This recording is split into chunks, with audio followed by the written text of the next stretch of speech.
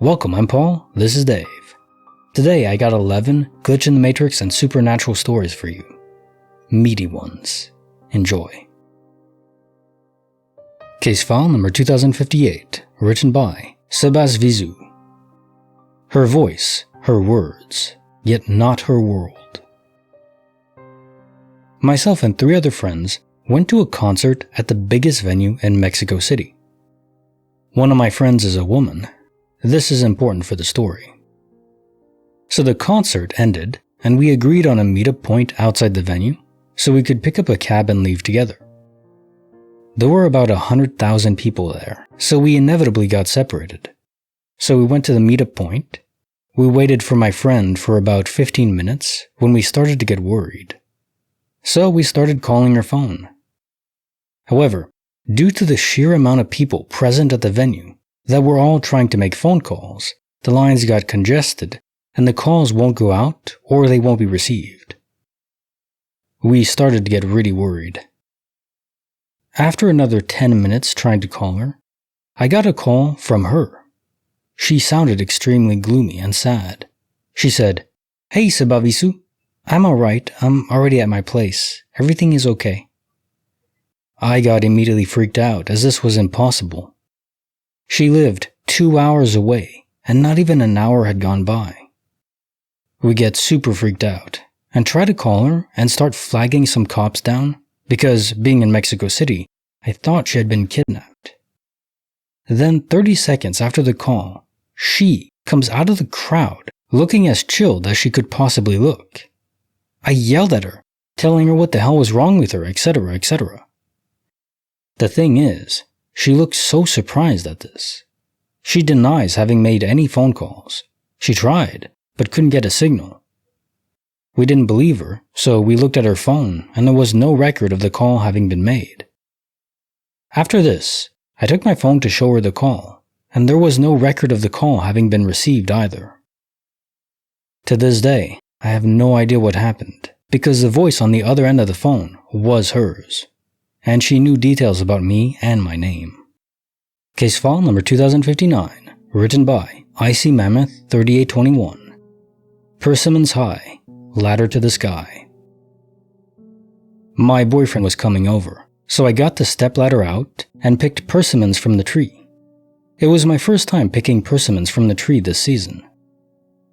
The tree isn't very large, but the remaining persimmons were high up and required a stepladder. I easily reached several fruits from the top of the stepladder, placed them in a paper bag, and took the bag inside. I then returned to get the ladder and brought it into the kitchen, where it normally goes, between the stove and the counter. About 30 to 45 minutes later, I went outside and noticed the ladder was once again placed at the persimmon tree, just as I had left it earlier.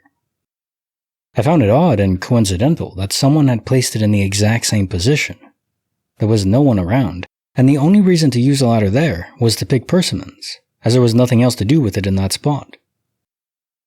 Later in the day, I saw the ladder folded up and leaning against the porch. I don't like random items visible from the front of the house because it looks messy, so I picked it up again thinking, okay, I'm putting the ladder away a second time. I wonder who brought it out. I am 100% sure I had put the ladder away the first time. I remember the weight of it and maneuvering it near the stove without touching the side. I asked 2 other people if they had used the ladder. One person wouldn't use it in that manner because they would not feel safe doing so due to age, and that's what they said. They also said that they had been able to pick all the fruit they want from reaching up from the ground level. The other person had no reason to pick persimmons as he doesn't eat them. It was likely that there was already persimmon from the tree in the dining room when this occurred, and I went to the tree because I wanted to pick fresh persimmons directly from the tree for my boyfriend. The ladder was definitely there a second time, and it was definitely there against the porch afterward, since I carried it inside and put it away. Also, there are 2 carbon monoxide detectors in the house, and several smoke detectors and ventilation. I was not medicated, other than some Claritin for allergies, which is something I've been taking regularly for over a year now. I have good memory, and I don't drink or anything like that. Case file number 2060, written by Cafe Silver. A light for love, never decayed. My dad passed away in 2013. My mom couldn't bring herself to go into his walk-in closet and start going through his things to throw away or give away. Finally, last year, she had the courage to do it. She hadn't opened the door in 4 years, but as soon as she did, the smell of the cologne hit her right in the face. This isn't unusual, as a cologne was probably all over his many suits he wore for work. It was too much for her, so she turned off the light and closed the door. When she went to bed that night, she saw the closet light was on, and cursed at herself for leaving it on and having to go back in there. She said she opened the door and turned off the light.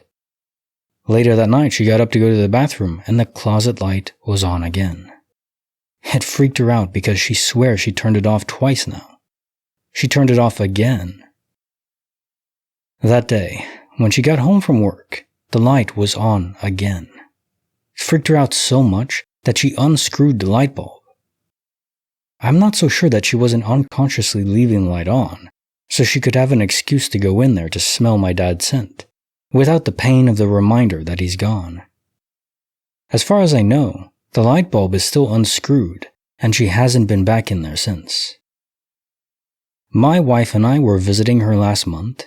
She lives in another state, and I never once thought to go into his closet to see if the smell was actually there, or if it was all in her head. Hadn't even crossed my mind until now, as I typed this out.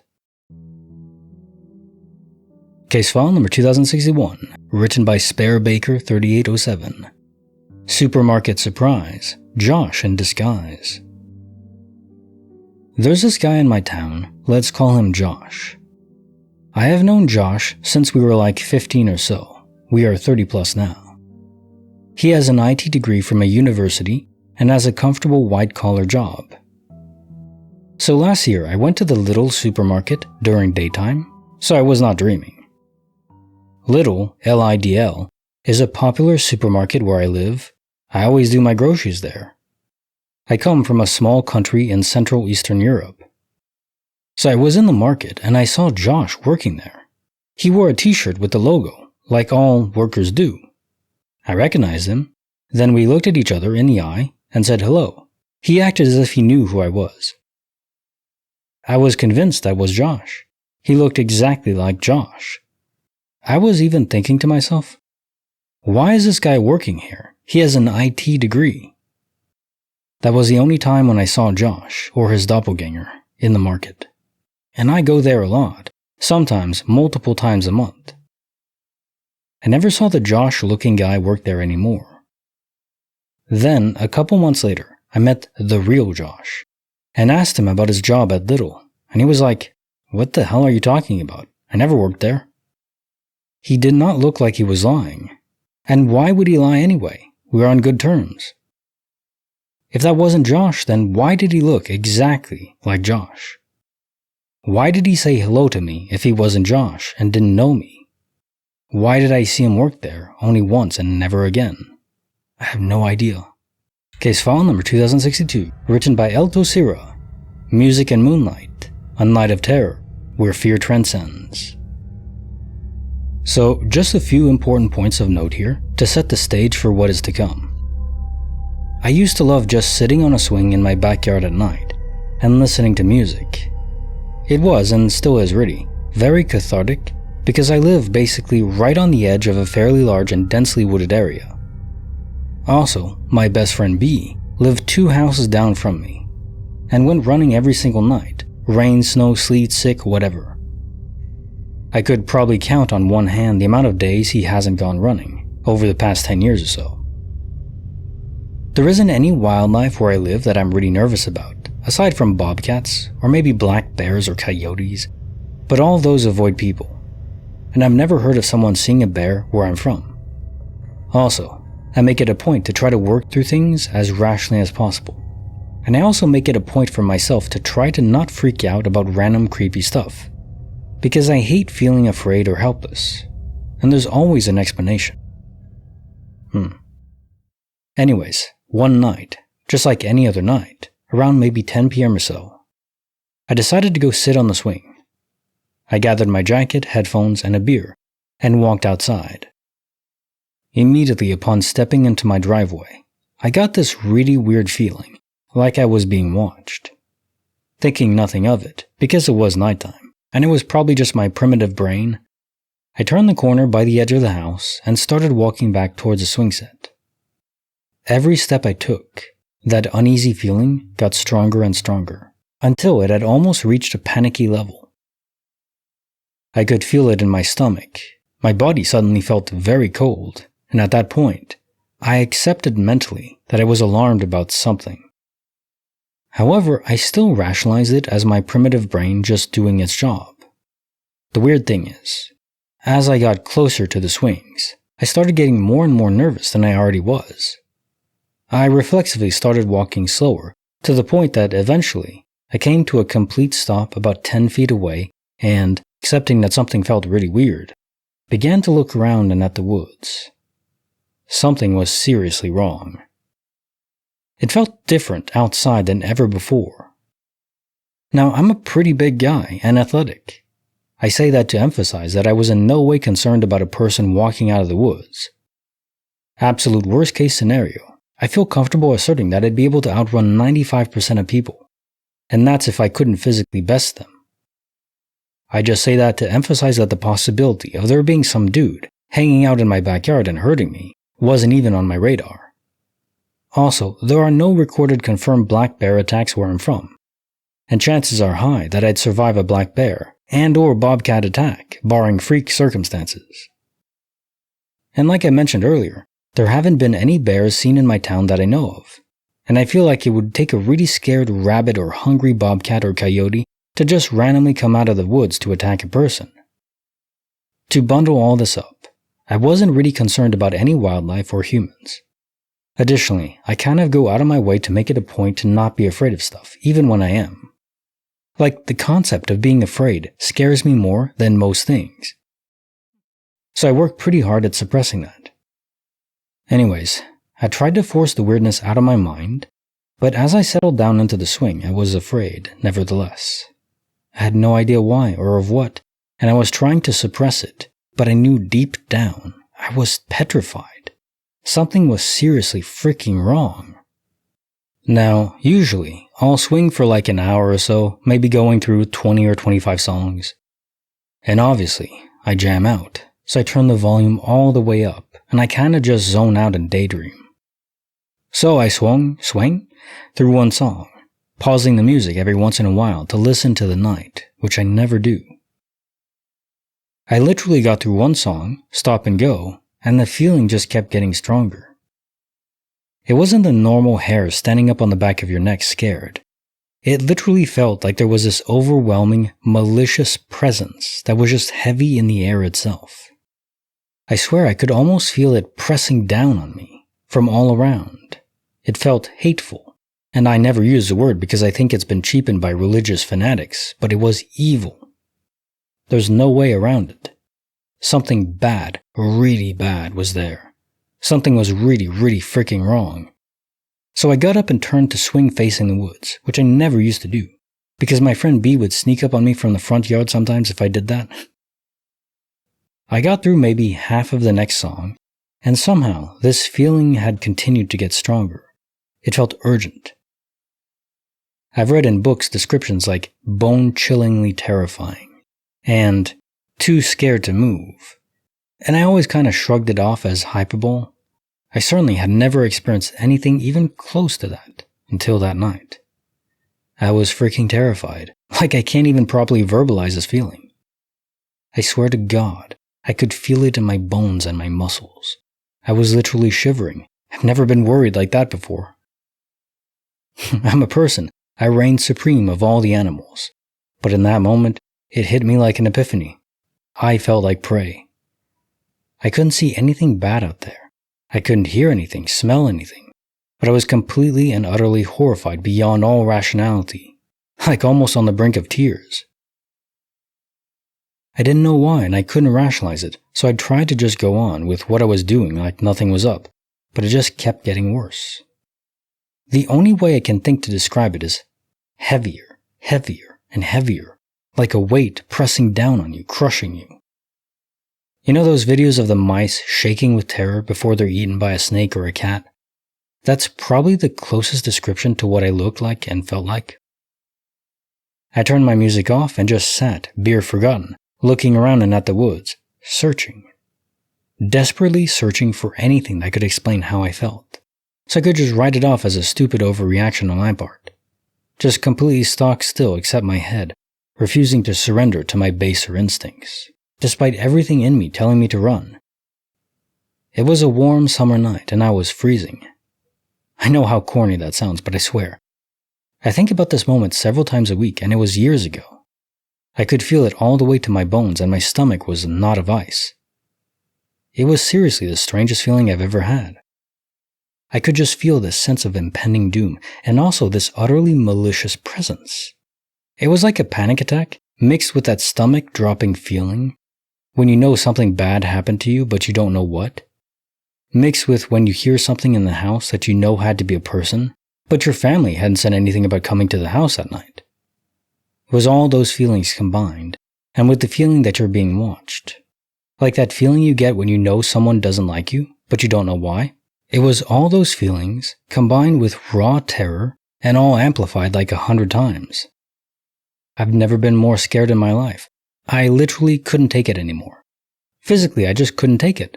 I could barely breathe. I was such a mess. I jumped off the swing and sprinted back inside, closed and locked the door, checked all the doors and windows, closed all the curtains, turned on all the lights, and surrounded myself with an arsenal of melee weapons in the middle of the living room. I could still feel it, but it slowly faded. I didn't sleep that night, which never happened to me. I can pass out almost at a whim, but I was too high-strung to sleep or eat or leave the couch. I just sat. No TV, no books. Just sat, thinking about what the frick just happened. The next morning, I saw my friend B out of his car. I walked over and started telling him about it because I was so confused and pretty deeply disturbed by the experience.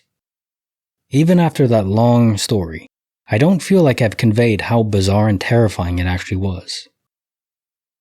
So as I'm telling him, he held up a hand and said, hold on, stop right there. Come with me." We went to his house, and we walked up to his little sister, S. He said, "Hey S, what did I say last night when I came in from running? Why didn't I go running last night?" And she looked at us weird and said something to the effect of, "You felt like something was out there, and you didn't feel safe." She said that, completely unaware of what I'd been saying. And he lives 2 houses down from me. He walked outside to stretch before his run that night, and felt a weird vibe. As he walked to the end of his driveway, it got stronger and he started getting nervous. He started running, and stopped after a few feet, turned his music off and scanned the woods. Then he started running again, got to my driveway, and was so scared, uncomfortable, and freaked out that he just decided to call it quits for the night. He never does that. He'd run through a freaking tornado. When we were talking about it the next day after talking to his sister, he said that he literally felt like a prey animal being stalked by something evil. It was exactly, almost to the T, how I'd felt. Everyone always kind of laughs it off when we tell them that story, or thinks we somehow colluded and matched our stories up. But he specifically took me to talk to S before I spoke, so I'd know that there was no bullcrap. I have absolutely no idea what it was, and it hasn't happened again since. Anyways, now I only swing facing the woods, and I carry a bat down there with me, even though I don't feel like I need it, but just in case. Wow, I hope I conveyed, through him, just how terrifying he must have felt. There's enough adjectives in this one to get the point across. Damn. I don't think I would have stayed out there that long. Case file number 2063, written by St. Curds and Way, keys in green, a scene not easily seen. When moving into our new apartment, my 2 roommates and I were only given 1 set of keys. I took on the responsibility of copying them. I've had a history of losing my keys, so when copying them, I picked up the sparkly bright green option to increase any visibility when I'm looking for them later. I made 2 copies of those keys, gave the original to one of my roommates and another sparkling green copy to the other. Fast forward about 1 month. I came home to find a broken green sparkling key sitting on my recently swept steps. It is the end part of the key, and I matched it up to my own, and it was a key to the apartment. My roommate was at work, so I headed in. I texted them that I saw their broken key on the porch, but that I'm home so I can let them in. They texted me back a picture of their perfectly intact key.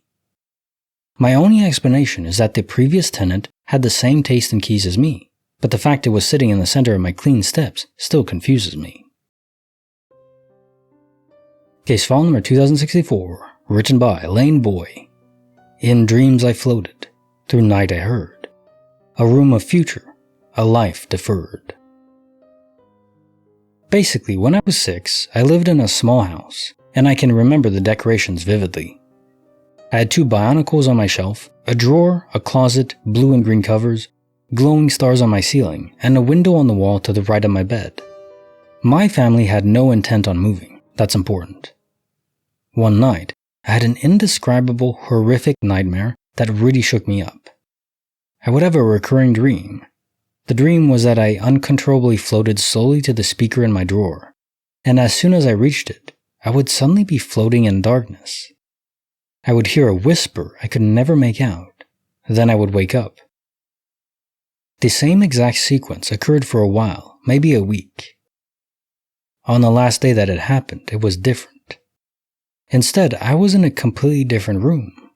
It had 2 Beatle posters on the wall, a bunk bed instead, a beanbag in the corner, and a new desk. The dream stopped after that. When I turned 10, we moved to a larger house, and since then I had become a Beatles fan. I had bought a beanbag and a new desk. One day, walking into my room, I realized this is the room from my dream. Case file number 2065, written by Swanee McSwan. Cornfields, sight unseen, below a sky so serene. One day on the farm where I grew up, there was an impending summer thunderstorm. It was getting later in the evening, but still sunny and off in the distance. You could see the storm, but it hadn't gotten crazy windy yet, and was fairly calm. We were going around and making sure the animals were in their pens and gates locked. The cars put away, and anything that might blow away was put inside somewhere. My family had gone in, and I was closing the door to the barn and locking it up. I look out over the cornfield and see what looked like a giant sheet of metal flying about 20 feet in the air. I watched it tumble around in the air and blow away. I went inside and told my dad, and he didn't believe me. He said the wind wasn't strong enough. I didn't think it was strong enough either, but I saw it with my own eyes. The metal was like a chunk of thin, corrugated metal, which I've seen flying around before in bad storms. The only explanation I have is I got picked up where the storm was heavy, and somehow still had enough lift to stay in the air with lesser winds. Case file number 2066, written by Claptrap23. From court to club, fists to phones, a weird call, a night unknown. I was at a bar in the Dominican Republic with my friends. It was one of my friend's birthdays, so we were having some drinks and whatnot. We were like 11 or 12 that night, 7 guys and 4 or 5 girls. So one of my friends once had a fight in a basketball court with one dude. And that dude called his brothers, and they smacked my friend in an unfair 3v1. Like 8 months before that day. And all of a sudden, my friend, the one who had his butt kicked, saw one of those dudes hanging around in the same bar, and he told us. I was trying to hit on a girl when I suddenly saw everyone going outside in a panic. I stood there for like 5 minutes, and the bar was almost empty. So we decided to go outside and see what was happening. Yes, my male friends got into a fight against those 3 or 4 dudes and kicked their butts with ease. Vengeance is sweet, huh? Then we left the bar and went for some burgers, and my mom called me, saying someone called to my house. None of my friends have that phone number. It was like 2 or 3 a.m. and my mom told me the phone woke her up, and when she picked it up, she heard our voices in the middle of a fight. Even told the name of one of my friends that she knew, shouting, "We're gonna fight here." We all jaw-dropped when we heard what my mom said, so we proceeded to check all the phones of the people that were there from us. Guess what? No calls at all. Then I checked on my house's phone when I arrived, and there was nothing registered. The last call was at like 8 p.m. The next day I asked my mom what the hell that was, and she only asked, "Were you guys fighting on the streets or what?" Man, I still can't explain what the hell happened. Was it a phone call from a different universe? Case file number 2067, written by ex-Muslim Mashala. Bedroom Blues, Water Clues. Here I was at night, lying in the dark on my bed, quietly browsing my phone, with the only light in the room being the glow on my face from the screen. Splash. I felt about 300 milliliters of water land on my face and chest. What the frick? I instinctively whispered out loud, thinking I was under an attack, but courteously not trying to wake anyone up. I was not. Once I had flicked on my phone flashlight, I had seen there was nobody there. Looking down again at my soaked bedsheets and wiping my face, I was alone, in pin-drop silence. Surely if someone was there, I would have heard them. Besides, anyone who has gotten used to the acoustics of their bedroom can hear a penny drop. Me? I heard absolutely nothing. The Matrix got into a water fight with me, and currently I'm 1-0 to it. Why couldn't it have been gold? But with full respect to the Matrix, I'm grateful it wasn't acidic. Written by Ghosteer. In silence a brother stare, escape to dawn with fear to share.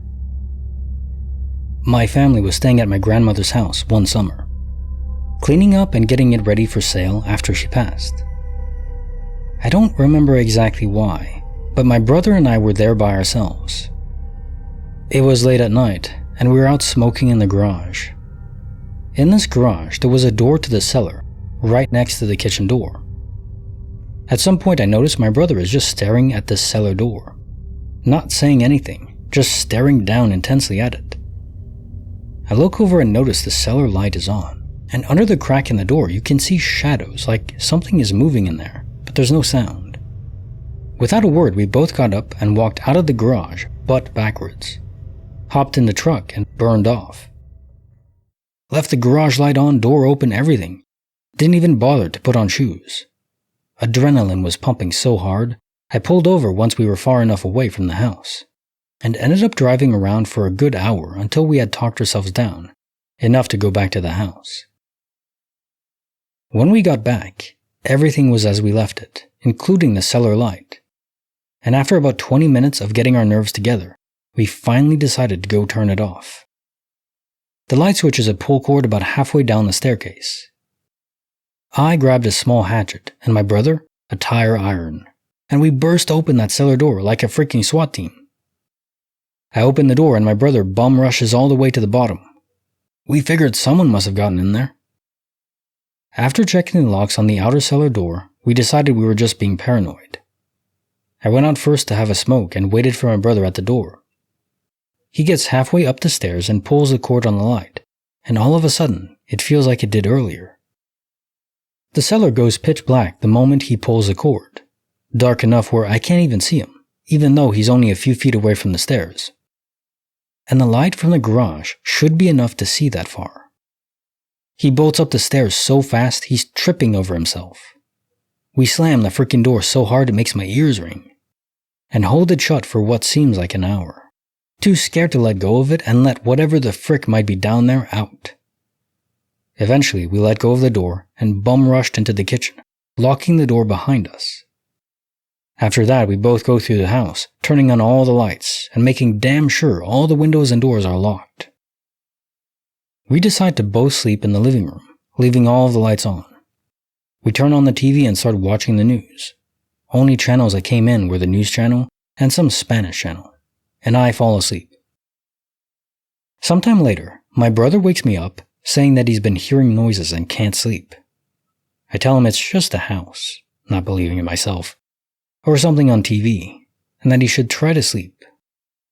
He ends up asking me for a smoke beforehand. At this point, I'm awake enough, so I say frick it, and step out of the front door to have a smoke. We get back inside and both lay down to sleep. I turned the TV off as it's late enough that the channel is off air, and we are both getting static anyways. Lie there on the couch for probably 5 to 10 minutes when I hear the noise this time. It sounded and felt like somebody or something was hammering on the floor from below with a hammer. But it was slower than normal hammering, like 2 or 3 seconds between thuds. In between long pauses that would have you almost thinking you didn't hear it in the first place. Around 4 a.m., I finally decide that I'm not going to get any sleep and go to the kitchen to find something to eat. I turn the corner from the living room to the dining room, the kitchen being just past the dining room, and immediately froze. All of the lights are on, but at the far end of the kitchen, where the garage door is, seems dark. Like I can tell the light is on and see the bulb, but it feels like the entire area is in shadow. My brother says he wants something from the kitchen too. He comes around the corner and just freezes again. So I'm fairly certain at this point it's not just a lack of sleep. We ended up driving all the way to town and waiting for the McDonald's to open up for breakfast, then sleeping in the truck until I got a very angry phone call from my mother. Front door unlocked, all lights on, etc. Later that evening, we both explained to my mom what happened, and when we got to the part about the cellar door, my mom's face went ghost white. She looked straight at the cellar door. And then she told us that the house is creepy as hell, and that is why the family was selling it off instead of keeping it. Damn, imagine the poor souls that buy it now. That sucks for them. Now time for the jokes of the day. I told my wife I like M&M, and she told me she prefers Skittles. I told her I meant the wrapper. She asked me why I would eat the wrapper. Joke number 2. A guy walks into the bank, pulls out a gun, points it at the teller and screams, "Give me all your money or your geography."